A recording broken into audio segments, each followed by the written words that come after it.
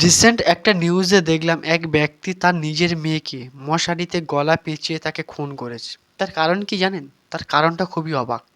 Actually ওই লোকটার, ওই ব্যক্তির দুটো সন্তান ছিল।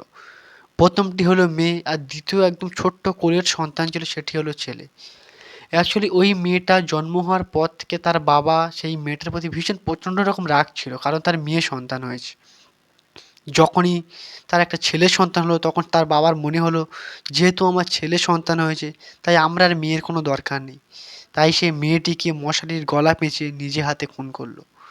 যেখানে একজন মেয়ে নিজের বাবার কাছে নিরাপদ নয়, যেখানে একজন মেয়েকে তার বাবার খুব খারাপভাবে, খুব নোংরা চোখে দেখে, তাহলে মেয়েদের জায়গাটাই কোথায়?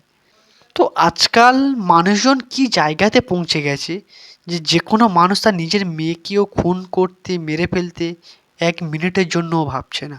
আমরা কি সত্যি মানুষ আছি, নাকি মানুষ রূপে আমাদের মধ্যে অন্য কোনো পাশবিক দানব বাস করছে?